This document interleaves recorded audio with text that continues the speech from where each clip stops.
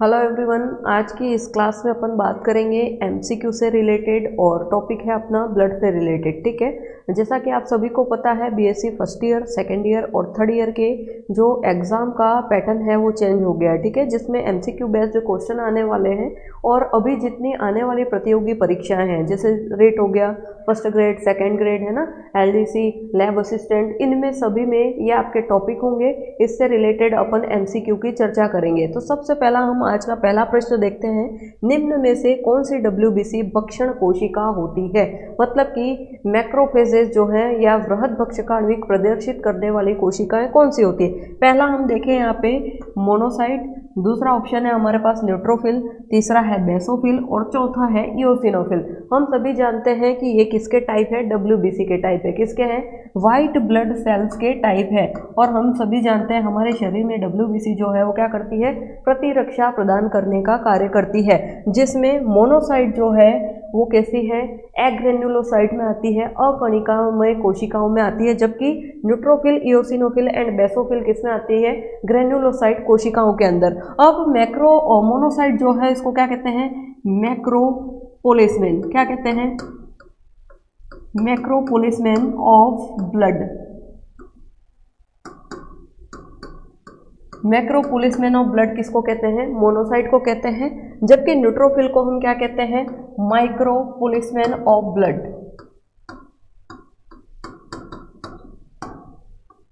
माइक्रोपोलिसमेन किसको कहते हैं, न्यूट्रोफिल को, जबकि मोनोसाइट को कहते हैं मैक्रोपोलिसमेन ऑफ ब्लड। और ये दोनों जो है वो क्या करती है, हमारे शरीर के अंदर वृहद भक्षक आणविक क्रियाओं को प्रदर्शित करते हैं। तो हम इसमें से ऑप्शन देखें, ऑप्शन ए, तो दूसरा है ऑप्शन ए तथा बी दोनों, ऑप्शन ए तथा सी दोनों और ऑप्शन सी तथा डी दोनों। तो यहाँ पे हमारा करेक्ट आंसर क्या होगा, ए तथा बी दोनों, मोनोसाइट और न्यूट्रोफिल। ठीक है, नेक्स्ट हम क्वेश्चन की बात करें, दूसरे क्वेश्चन की, कौन सी डब्ल्यूबीसी संक्रमण के से बचाव करती है तथा एलर्जिक प्रतिक्रिया में जो है वो सम्मिलित होती है। ठीक है, मतलब कि है फीवर होता है, परागत ज्वर जो होता है, उसमें कौन सी जो डब्ल्यूबीसी है वो हमको क्या होती है, हेल्पफुल होती है। पहला ऑप्शन देखिए लिम्फोसाइट, दूसरा ऑप्शन है इओसिनोफिल, तीसरा है न्यूट्रोफिल और चौथा है मोनोसाइट। अब यहाँ पे ये सभी भी क्या है, डब्ल्यूबीसी के टाइप है। किसके टाइप है, डब्ल्यूबीसी के प्रकार है। ठीक है, जिसमें लिम्फोसाइट जो है वो क्या है, लिम्फोसाइट और मोनोसाइट जो है वो एग्रेन्युलोसाइट कोशिकाएं हैं, अकणिकामय कोशिकाएं। जबकि इओसिनोफिल और न्यूट्रोफिल क्या है, कणिकामय कोशिकाओं के अंदर आती हैं। और हम जानते हैं इओसिनोफिल जो है वो हमें किसमें हेल्पफुल होती है, परागत फीवर या एलर्जिक कंडीशन में हमको क्या करती है, प्रोटेक्शन प्रदान करने का कार्य करती है। नेक्स्ट प्रश्न देखें, प्लेटलेट्स किसके टुकड़ों के विखंडन से बनती है। किसके टुकड़ों के विखंडन से जो है वो प्लेटलेट बनती है, बिम्बाणु किसके टुकड़ों के विखंडन से बनते हैं। अब पहला यहाँ पे है वो कौन सा है, थ्रोम्बोसाइट। ठीक है, थ्रोम्बोसाइट को ही कहते हैं बिम्बाणु या प्लेटलेट्स। दूसरा है मेगाकैरियोसाइट, तीसरा है मोनोसाइट्स और चौथा है मास्ट कोशिका। मोनोसाइट जो है वो किसका पार्ट है, डब्ल्यूबीसी का पार्ट है, जो कि यहाँ पे बिल्कुल गलत होगा। यहाँ पे करेक्ट आंसर क्या होगा, मेगाकैरियोसाइट्स। ठीक है, मेगाकैरियोसाइट्स के टुकड़ों के विखंडन से क्या बनती है, प्लेटलेट्स। ठीक है, नेक्स्ट क्वेश्चन की बात करें, इरिथ्रोब्लास्टोसिस फिटेलिस से बचने के लिए माता को प्रसव के तुरंत बाद का उपयोग करना चाहिए। ठीक है, इरिथ्रोब्लास्टोसिस फिटेलिस जिसके अंदर पहला प्रसव जो है वो तो क्या हो जाता है, नॉर्मल कंडीशन में हो जाता है, लेकिन दूसरे प्रसव के अंदर या तो माता की या शिशु की या दोनों की ही क्या हो जाती है, मृत्यु हो जाती है। किसके कारण, RH फैक्टर की उपस्थिति के कारण। तो यहाँ पे पहला ऑप्शन है हमारे पास विटामिन, दूसरा है RH प्रतिरक्षी, तीसरा है एंटीबायोटिक और चौथा है RH एंटीजन। ठीक है, तो हम सभी जानते हैं यहाँ पे प्रसव के बाद तुरंत क्या दिया जाना चाहिए, RH प्रतिरक्षी देंगे, जिससे जो मदर है वो क्या होगी, इरिथ्रोब्लास्टोसिस फिटेलिस से बच जाएगी, मदर और शिशु दोनों। नेक्स्ट हम बात करें, श्वेत रुधिर कोशिकाओं में लिम्फोसाइट की संख्या होती है। जैसे हमने ब्लड का कंप्लीट क्लासिफिकेशन पढ़ रखा है, उसको कैटेगराइज्ड किया गया है, उसमें एग्रेन्युलोसाइट एंड ग्रेन्युलोसाइट। ग्रेन्युलोसाइट में 3 कोशिकाएं कौन कौन सी, इओसिनोफिल,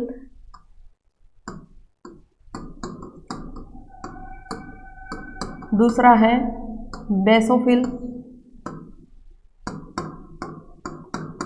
और तीसरा है न्यूट्रोफिल।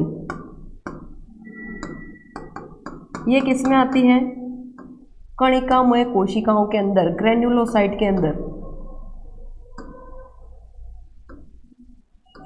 ठीक है। और एग्रेन्युलोसाइट या अकणिकामय कोशिकाओं के अंदर दो प्रकार की आती हैं। पहला है कौन सा, मोनोसाइट, जिसको क्या कहते हैं, मैक्रोपोलिसमैन ऑफ ब्लड, और दूसरी है लिम्फोसाइट।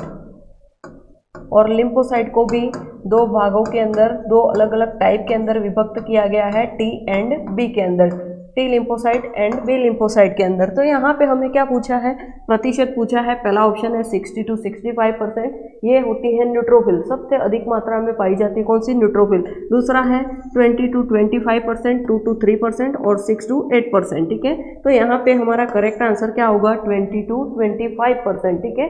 20 से 25% जो है वो किसकी मात्रा होती है, लिम्फोसाइट की। नेक्स्ट प्रश्न की बात करें, माता RH ऋणात्मक के रक्त से RH ऋणात्मक एंटीबॉडीज भ्रूण के रक्त में RH धनात्मक में रिसाव होकर नष्ट करती है, मतलब कि किसको नष्ट करेगी, ठीक है। पहला ऑप्शन है भ्रूण की लाल रुधिर कणिकाओं को, दूसरा है माता की लाल रुधिर कणिकाओं को, तीसरा है ए तथा बी दोनों, और चौथा है भ्रूण की श्वेत रुधिर कणिकाओं को। अब हम सभी जानते हैं WBC का इसमें किसी भी प्रकार का कोई रोल नहीं होता, तो ये आंसर जो है वो हमारा क्या हो जाएगा, गलत हो जाएगा, ठीक है। करेक्ट आंसर हमारा क्या होगा यहाँ पे, ए तथा बी दोनों। ए जो कि क्या है, भ्रूण की लाल रुधिर कणिकाएं जो है वो क्या होगी, नष्ट होगी, और दूसरा है माता की रुधिर कणिकाएं जो है वो भी नष्ट होंगी। नेक्स्ट क्वेश्चन की बात करें, आम लोगों में से अधिक जाना पहचाना रक्त समूह ABO रक्त वर्ग है, इसे ABC ना कह के ABO नाम दिया गया, ठीक है, क्योंकि इनमें O यह दर्शाता है कि, अब जैसे हम जानते हैं ABO रक्त समूह जो है वो किसने दिया, कार्ल लैंडस्टीनर ने बताया ABO रक्त समूह के बारे में। और प्रतिजन की प्रेजेंस के आधार पर, RBC पर उपस्थित प्रतिजन की उपस्थिति के आधार पर ही कैटेगराइज किया गया है किसको, रक्त समूह को। रक्त समूह A, रक्त समूह B, AB तथा O को किसकी प्रेजेंस के आधार पर, प्रतिजन की उपस्थिति के आधार पर। अब हम यहाँ ऑप्शन देखते हैं, RBC पर A तथा B के अतिरिक्त अन्य प्रतिजन होते हैं, दूसरा RBC पर A और B प्रतिजन नहीं होते हैं, उसके बाद A और B प्ररूप के जीनों पर किसी प्ररूप की अति प्रभाविता होती है, और चौथा ऑप्शन है RBC पर केवल एक एंटीबॉडी होती है, या तो एंटी A या B। और हम सभी जानते हैं प्रतिजन और प्रतिरक्षी की प्रेजेंस होती है किसमें, ब्लड ग्रुप्स के अंदर।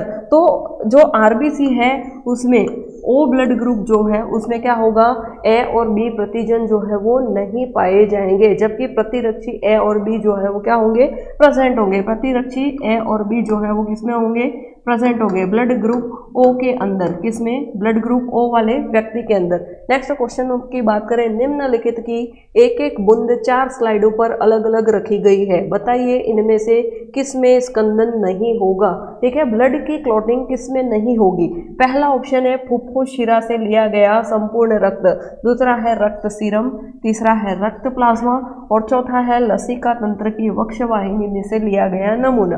अब हम सभी जानते हैं कि ब्लड के अंदर जब ब्लड की क्लॉटिंग हो जाती है तो उस के साइड में जो क्रीमी येलोइश पदार्थ होता है वो क्या कहलाता है, जो होता है वो क्या होता है, सीरम होता है। अब सीरम में जो है वो किसी भी प्रकार की ब्लड सेल्स जो है वो नहीं पाई जाती, ब्लड कोशिका जो है वो नहीं पाई जाती, किसके अंदर, सीरम के अंदर, ठीक है। तो हमें क्या पूछा गया है, एक एक बूंद 4 स्लाइडों पर अलग अलग रखी गई है, बताइए इनमें से किसमें स्कंदन नहीं होगा, किसमें नहीं होगा, रक्त सीरम के अंदर किसी भी प्रकार की क्लॉटिंग नहीं होगी। नेक्स्ट, निम्नलिखित में से कौन सी एक प्रकार की स्तनीय कोशिकाएं वायवीय रूप में ग्लूकोज का कार्बन डाइऑक्साइड में उपापचय करने में सक्षम नहीं होती है। ग्लूकोज का वायवीय रूप में क्या होता है, कार्बन डाइऑक्साइड के अंदर उपापचय जो है वो नहीं हो पाता, कौन सी कोशिकाओं के द्वारा, पहला ऑप्शन है श्वेत रक्त कणिकाएं, दूसरा है लाल रक्त कणिकाएं, तीसरा है अरेखित पेशी कोशिकाएं, और चौथा है यकृत कोशिकाएं। तो यहाँ पे हमारा जो करेक्ट आंसर है वो कौन सा होगा, लाल रक्त कणिकाएं, RBC जो है वो करेक्ट होगा। नेक्स्ट बात करें, संभवतः अरक्तता से पीड़ित एक व्यक्ति के रक्त के परीक्षण से पता चला कि उसके रक्त में बिना हीमोग्लोबिन वाले बड़े अपरिपक्व केंद्रक युक्त रक्ताणु थे, बताइए इन लक्षणों को दूर करने में उनमें उसे अपने आहार में निम्नलिखित में से किस चीज की अतिरिक्त मात्रा को बढ़ाना चाहिए, ठीक है। किस चीज़ की अतिरिक्त को मात्रा को बढ़ाना है? पहला है थाइमिन, दूसरा है फोलिक अम्ल तथा कोबालेमिन, नेक्स्ट है राइबोफ्लेविन और चौथा है लौह यौगिक। ठीक है, तो यहाँ पे जो B12 है, ठीक है, कौन सा? कोबालेमिन और फोलिक अम्ल जो है वो हमारा करेक्ट आंसर होगा। फोलिक अम्ल और कोबालेमिन की मात्रा को उस व्यक्ति को क्या करना होगा? बढ़ाना होगा। नेक्स्ट, निम्नलिखित में से वह कौन सा एक पदार्थ है जिसे यदि रक्त धारा में प्रविष्ट करा दिया जाए तो उससे प्रविष्ट कराने के स्थान पर ही रक्त का स्कंदन हो जाएगा, ब्लड की क्लॉटिंग जो है वो शुरू हो जाएगी। कौन से इनमें से, इन चारों में से किसको प्रविष्ट कराने पर? पहला है हिपेरिन, ठीक है, दूसरा है थ्रोम्बोप्लास्टिन, तीसरा है फाइब्रिनोजन और चौथा है प्रोथ्रोम्बिन। अब हम देखें यहाँ पे हिपेरिन जो है वो क्या है? प्रतिस्कंदक है। क्या है? एक प्रकार का प्रतिस्कंदक, मतलब कि ब्लड की क्लॉटिंग को क्या करता है? रोकता है। पर अब हम सोचेंगे कि ये प्रतिस्कंदक है, तो जब ये बॉडी से बाहर आता है, ब्लड का फ्लो होता है, तब रक्त का थक्का जो है वो बन जाता है। लेकिन ये तो क्या है? हिपेरिन, रक्त प्रतिस्कंदक है। तो जब हमारी जो कैपिलरीज होती है, आर्टरीज और वेन होती है, उसमें क्या होता है? ब्लड जो है वो संचरित होता रहता है, परिसंचरण उसका होता है। उस कंडीशन के अंदर इसके द्वारा ब्लड की क्लॉटिंग क्यों नहीं होती? क्यों? क्योंकि जब ये बॉडी से बाहर निकलता है ब्लड के साथ, तब ये वायु के प्रभाव में आने पर क्या हो जाता है? निष्क्रिय हो जाता है। कैसा हो जाता है? इनएक्टिव फॉर्म में आ जाता है, अपने प्रभाव को बंद कर देता है। ठीक है, तो ये निष्क्रिय होने पर क्या हो जाती है? ब्लड की क्लॉटिंग होती है। दूसरा है थ्रोम्बोप्लास्टिन, तीसरा है फाइब्रिनोजन और प्रोथ्रोम्बिन। ये तीनों जो फैक्टर है वो क्या करते हैं? ब्लड की क्लॉटिंग में सहायक होते हैं। लेकिन यहाँ पे इंपॉर्टेंट जो है वो क्या है? थ्रोम्बोप्लास्टिन। इसकी स्टेप बाय स्टेप हमने प्रोसेस पढ़ रखी है ब्लड की क्लॉटिंग की। थ्रोम्बोप्लास्टिन जो है, अगर इसको प्रविष्ट करा दिया जाए तो उसी स्थान पर क्या होगा? रक्त का थक्का बन जाएगा। नेक्स्ट, रक्त में लाल रुधिर कणिकाओं की संख्या में असामान्य वृद्धि कहलाती है। ठीक है, आरबीसी की संख्या में असामान्य वृद्धि क्या कहलाती है? एनीमिया जो है वो आरबीसी की संख्या में कमी होती है। क्या होती है? आरबीसी की संख्या में कमी।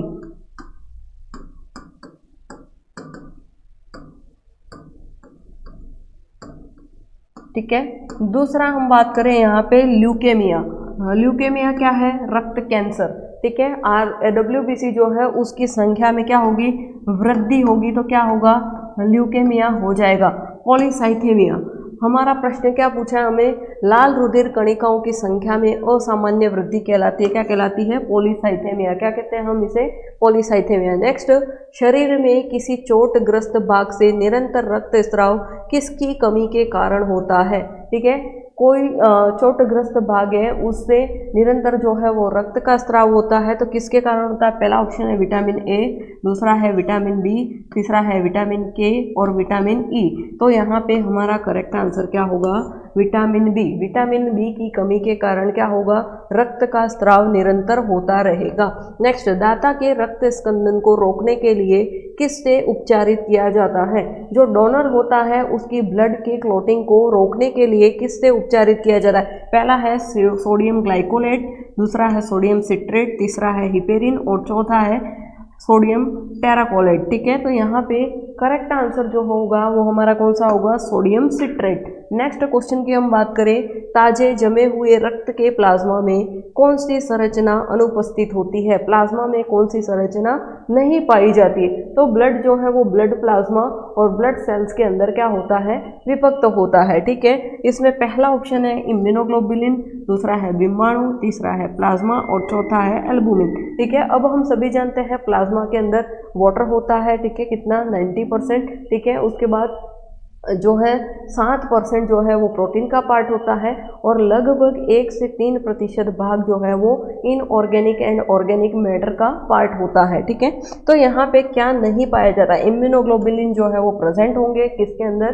प्लाज्मा के अंदर। दूसरा हम बात करें प्लाज्मा, जो कि उससे रिलेटेड ही हमें क्वेश्चन पूछा गया, और प्रोटीन जो है वो एल्बुमिन पाया जाता है। नहीं पाया जाता है वो कौन सा है? बिम्बाणु। प्लेटलेट्स जो है वो नहीं पाई जाती है। प्लाज्मा के अंदर किसी भी प्रकार की रक्त कोशिका नहीं पाई जाती। नेक्स्ट, रक्त स्कंदन के लिए कौन से प्रोटीन की आवश्यकता होती है? कौन सा प्रोटीन जो है वो महत्वपूर्ण होता है किसमें? ब्लड की क्लॉटिंग के लिए। पहला ऑप्शन है हमारे पास हीमोग्लोबिन, दूसरा है फाइब्रिनोजन, तीसरा है ग्लोब्युलिन और चौथा है एल्बुमिन। ठीक है, अब हम यहाँ क्या बात कर रहे हैं, रक्त स्कंदन के लिए कौन सा प्रोटीन आवश्यक है। अब हीमोग्लोबिन जो है वो क्या करता है, O2 को परिवहित करने का कार्य करता है ब्लड के साथ। ठीक है, O2 का परिसंचरण। दूसरा फाइब्रिनोजन, तीसरा है ग्लोब्युलिन जो कि क्या है, एक प्रकार का गामा ग्लोब्युलिन प्रोटीन है जो कि हमारे शरीर में प्रतिरक्षा को उत्पन्न करता है। एल्बुमिन ये भी हमारे प्लाज्मा के अंदर प्रेजेंट होता है। अब यहाँ पे फाइब्रिनोजन प्रोटीन जो है वो किस में सहायक होता है, ब्लड की क्लॉटिंग में सहायक होता है। नेक्स्ट, रक्त प्लाज्मा का पीएच होता है, तो ब्लड का पीएच जो है वो कितना होता है, तो सबसे पहला है ऑप्शन हमारे पास 7.8, दूसरा है 7.4, तीसरा है 6.9 और चौथा है 6.3। ठीक है, तो हमारा यहाँ करेक्ट आंसर क्या होगा, 7.4। 7.4 है वो क्या होता है, रक्त का पीएच होता है। नेक्स्ट हम बात करें, मानव रक्त में न्यूनतम मात्रा में पाई जाने वाली ल्यूकोसाइट है। ठीक है, सबसे कम मात्रा में ल्यूकोसाइट है कौन सी होगी, पहला है मोनोसाइट, देन आता है बेसोफिल, तीसरा है न्यूट्रोफिल और चौथा है इओसिनोफिल। ये जो है वो कैसी है, कणिकामय कोशिकाएं हैं। कैसी हैं, कणिकामय कोशिकाएं। और मोनोसाइट जो है वो कैसा है, अकणिकामय, एग्रेन्युलोसाइट। ठीक है, अकणिकामय कोशिकाएं। अब हमें क्या पूछा गया है, सबसे कम मात्रा में पाई जाने वाली न्यूट्रोफिल जो होती है 60 to 70% पार्ट बनाती है किसका, WBC का। सबसे कम मात्रा में पाई जाती है कौन सी, बेसोफिल। देन हम बात करें, प्रतिस्कंदक है। ठीक है, ब्लड की क्लॉटिंग को रोकने में कौन सहायक है, पहला ऑप्शन है हमारे पास हिपेरिन, दूसरा है EDTA, तीसरा है हिरुडिन और चौथा है उपरोक्त सभी। करेक्ट आंसर यहाँ पे क्या होगा, उपरोक्त सभी। ये सभी जो है वो क्या है, प्रतिस्कंदक की तरह कार्य करते हैं। नेक्स्ट, केंद्रकीय लाल रक्त कणिकाएं होती हैं, मतलब कि केंद्रक युक्त RBC किसमें पाई जाती है, पहला ऑप्शन है हमारे पास मानव, दूसरा है मेंढक, तीसरा है खरगोश और चौथा है चूहा। अब हम सभी जानते हैं ये जो है किस में आते हैं, मैमल्स के अंदर। मानव, रैबिट और रेटस किसके अंदर आते हैं, मैमल्स के अंदर। ठीक है, और मैमल्स की RBC के अंदर क्या नहीं पाया जाता है, केंद्रक नहीं पाया जाता है, केंद्रक नहीं पाया जाता है किसमें, मैमल्स की RBC में। और दो एक्सेप्शन को छोड़कर, कौन कौन से, ऊंट और लामा। ठीक है, ऊंट और लामा की RBC में केंद्रक जो है वो उपस्थित होता है। ठीक है, ऊंट और लामा की RBC में क्या होता है, केंद्रक पाया जाता है, बाकी किसी भी मैमल्स के RBC में केंद्रक नहीं पाया जाता। हमारा करेक्ट आंसर यहाँ पे क्या होगा, मेंढक। ठीक है, फ्रॉग, फ्रॉग किस में आता है, एम्फीबियंस के अंदर आता है, उभयचरों के अंदर आता है। नेक्स्ट, मानव रक्त में श्वेत रक्त कणिकाओं की संख्या पर mm³ होती है, प्रति घन मिलीमीटर। WBC की संख्या कितनी होती है, पहला ऑप्शन है हमारे पास 4000, दूसरा है 8000, तीसरा है 3000 और चौथा है 16000। ठीक है, तो हम सभी जानते हैं नॉर्मल जो रेंज होती है, ठीक है, वो कितनी होती है, 8000 to 10000, 8000 से 10000 जो है वो WBC की संख्या होती है। अगर इससे अधिक हो जाए, ठीक है, 1 लाख से अधिक हो जाएगी WBC की संख्या, तो हमारे शरीर में क्या होगा, ल्यूकेमिया, रक्त कैंसर जो है वो होगा। ठीक है, नेक्स्ट, रक्त स्कंदन के समय फाइब्रिन का निर्माण करती है, पहला है थ्रोम्बोकाइनेस द्वारा, दूसरा है प्रोथ्रोम्बिन द्वारा, तीसरा है यकृत द्वारा और चौथा है प्रोटीन अपघटन के द्वारा। अब क्या पूछा है हमारे, रक्त स्कंदन के समय फाइब्रिन का निर्माण करता है, कौन निर्माण करता है, तो यहाँ पे फाइब्रिन जो है वो किसके द्वारा निर्मित होगा, प्रोथ्रोम्बिन के द्वारा निर्मित होगा। किसके द्वारा, प्रोथ्रोम्बिन जो है वो सक्रिय इसको फाइब्रिन में बदल देगा। ठीक है, और फाइब्रिन जो है वो जहाँ पे घाव लगा हुआ है वहाँ पे क्या होगा, as a net like structure के रूप में जमा हो जाएगा और वहाँ पे ब्लड सेल जो है वो अंदर की ओर उसके अंदर क्या होगी, फंस जाएगी और वहाँ पे क्या होगी, ब्लड की क्लॉटिंग। तो यहाँ पे क्या होगा, प्रोथ्रोम्बिन के द्वारा ही किसका निर्माण होता है, फाइब्रिन का। नेक्स्ट, गुरु केंद्रकीय कोशिकाएं क्या करती हैं, इनकी फंक्शनिंग क्या होती है गुरु केंद्रकीय कोशिकाओं की, पहला है ल्यूकोसाइट का निर्माण करती है, किसका, ल्यूकोसाइट। ल्यूकोसाइट किसको कहते हैं? WBC को। किसको कहते हैं? WBC को, ल्यूकोसाइट।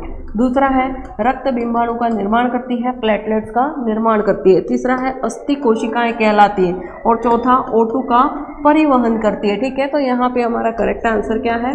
रक्त बिंबाणु का निर्माण करती है। किसका निर्माण करेंगी? प्लेटलेट्स का।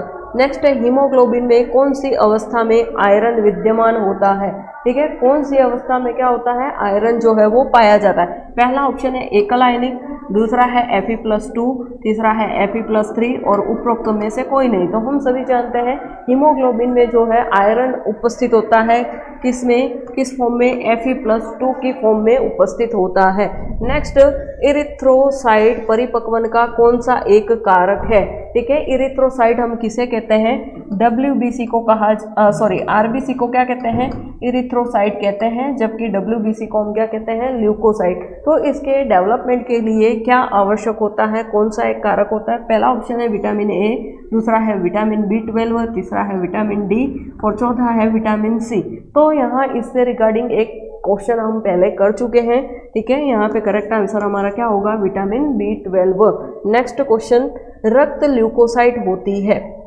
रक्त ल्यूकोसाइट कैसी होती है? पहला ऑप्शन है एपिथेलियल, दूसरा है संयोजी उत्तक, तीसरा है एंडोथेलियल और चौथा है ग्लैंडुलर। अब हम सभी जानते हैं ब्लड जो है वो क्या है? एक प्रकार का कनेक्टिव टिश्यू है। क्या है? Connective tissue.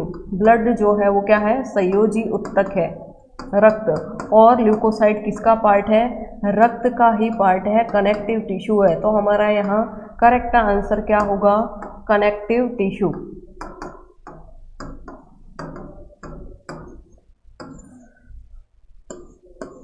नेक्स्ट, श्वेत रक्त कणिकाओं का जीवन काल होता है, कितना होता है? व्हाइट ब्लड सेल जो है उनका जीवन काल कितना होता है? पहला है 24 घंटे, दूसरा है यहाँ पे 10 से 12 दिन, कितना? 10 to 12 डेज, और तीसरा है 120 दिन और चौथा है 100 घंटे। ठीक है, तो यहाँ पे RBC का जो जीवन काल है वो कितना होता है? 120 दिन। कितना होता है? 120 दिन। लाल रक्त कणिकाओं का जीवन काल होता है यहाँ पे 120 डेज, जबकि WBC का जीवन काल होता है 10 से 12 दिन। ठीक है, हमारा करेक्ट आंसर यहाँ पे क्या होगा? 10 to 12 डेज। नेक्स्ट, निम्नलिखित में से कौन शरीर का रक्षण करती है? शरीर का रक्षण या प्रोटेक्शन प्रदान करने वाली कोशिकाएं कौन कौन सी है? पहला ऑप्शन है न्यूट्रोफिल, दूसरा है लिम्फोसाइट, तीसरा है मैक्रोफेजेस और चौथा है उपरोक्त सभी। ठीक है, तो हम सभी जानते हैं WBC हमारे शरीर में क्या करती है? प्रतिरक्षा उत्पन्न करने का कार्य करती है। और ये तीनों कोशिकाएं जो हैं वो हमारे शरीर में क्या करती हैं? बाहरी पैथोजन से हमारे शरीर को सुरक्षा प्रदान करने का कार्य करती है। कौन सी? पहली न्यूट्रोफिल, दूसरा है लिम्फोसाइट और तीसरा है मैक्रोफेजेस। तो यहाँ हमारा सही आंसर क्या होगा? उपरोक्त सभी। नेक्स्ट हम बात करें रक्त प्लाज्मा को के मुख्य घटक है। ठीक है, रक्त प्लाज्मा में मुख्य घटक क्या है? जैसा अभी मैंने आपको पहले ही बताया, प्लाज्मा के अंदर वाटर पाया जाता है, उसके बाद प्रोटीन होता है, वो किसके अंदर आता है? कार्बनिक पदार्थों के अंदर, और अकार्बनिक में आ जाते हैं जितने भी सॉल्ट हैं। ठीक है, वो सब किस में आएंगे? अकार्बनिक पदार्थों के अंदर। पहला ऑप्शन है अकार्बनिक पदार्थ, दूसरा है जल, तीसरा है कार्बनिक पदार्थ और चौथा है रक्त कोशिका। रक्त कोशिकाएं प्लाज्मा के अंदर नहीं पाई जाती है। 90% होता है इसके अंदर क्या? वाटर। तो मुख्य घटक क्या होगा? वाटर। नेक्स्ट हम बात करें रक्त स्कंदन से संबंधित नहीं है। रक्त स्कंदन से संबंधित मतलब कि ब्लड की क्लॉटिंग से रिलेटेड नहीं है। पहला है फाइब्रिनोजन, दूसरा है बिलीरुबिन, तीसरा है फाइब्रिन और चौथा है कैल्शियम। तो जैसे हमने ब्लड की क्लॉटिंग का पूरा प्रोसेस पढ़ा था, उसमें 14 अलग अलग फैक्टर के बारे में बात की थी। तो फाइब्रिनोजन जो है वो हेल्पफुल होता है ब्लड की क्लॉटिंग के लिए। फाइब्रिन जो है वो महत्वपूर्ण है, कैल्शियम की भी उपस्थिति होती है ब्लड की क्लॉटिंग में, लेकिन जो बिलीरुबिन है वो नहीं पाया जाता है। बिलीरुबिन तथा बिलीवर्डिन, क्या? बिलीरुबिन तथा बिलीवर्डिन जो है वो क्या है? पित्तवर्णक है। क्या है? पित्तवर्णक। बाइल पिगमेंट जो है कौन से हैं? बिलीरुबिन और बिलीवर्डिन। ये ब्लड की क्लॉटिंग में सहायक नहीं है। ठीक है, आज हमने यहाँ पे 30 क्वेश्चन की बात की। नेक्स्ट क्लास में हम नेक्स्ट 30 क्वेश्चन की बात करेंगे। इसी प्रकार डे बाय डे हम सारे टॉपिक्स को जो है वो कवर करेंगे। Thank you so much.